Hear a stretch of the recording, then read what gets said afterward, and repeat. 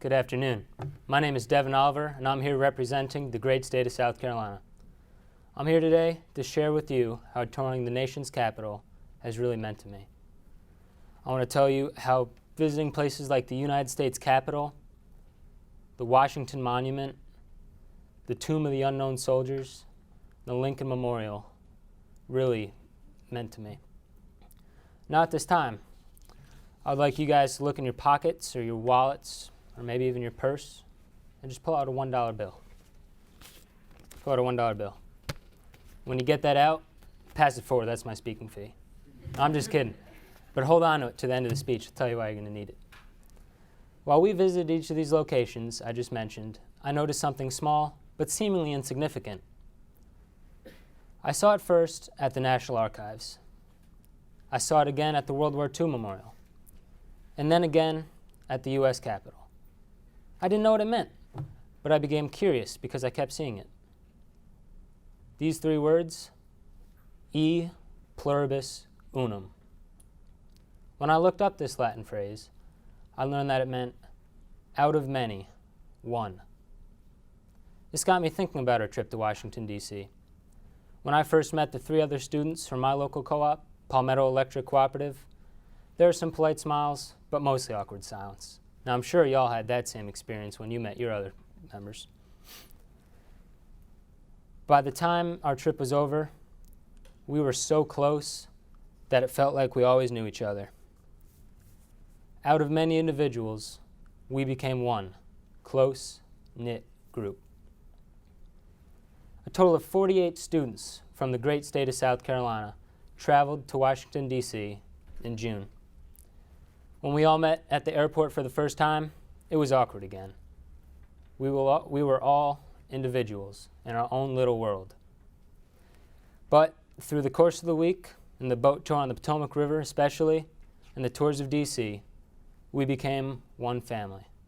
One giant dysfunctional family, that is. Now, I'm sure y'all had that same experience as well. E pluribus unum. 235 years ago, our founding fathers knew the strength of the importance and power of diversity and the strength that it creates. Our founding fathers knew that people from different backgrounds, religions, upbringing, race, and even political backgrounds would form together to create a better, stronger country to live in. E pluribus unum can be found all over Washington, D.C., and even in your pocket. In the journals of the Continental Congress, dating back to 1782, this phrase will be found.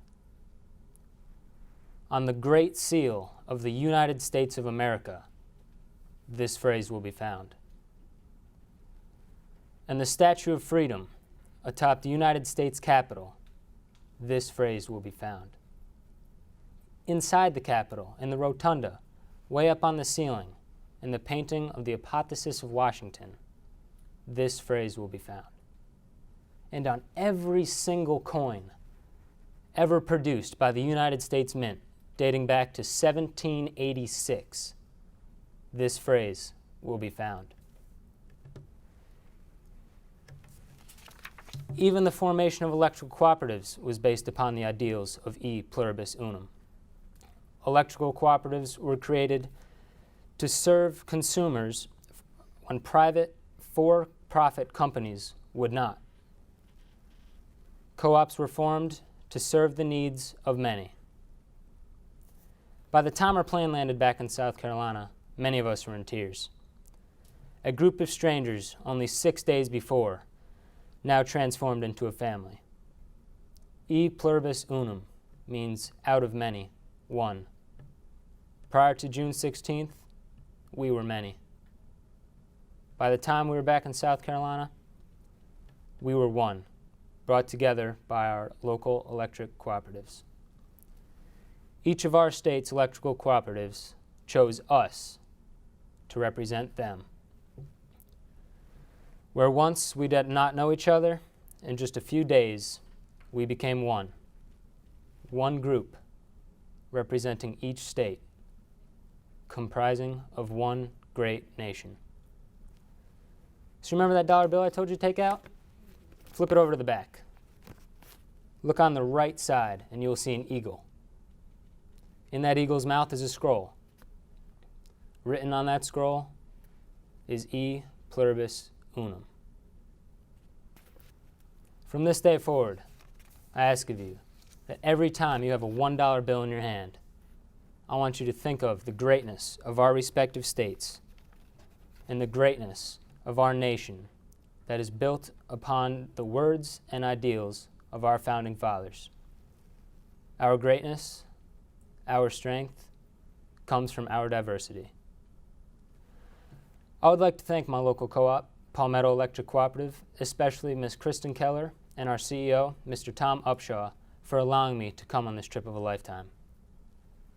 I would like to thank the electrical cooperatives of South Carolina, including Mr. Van O'Kane, for bringing all the students from the great state of South Carolina together for a fun and truly inspiring trip.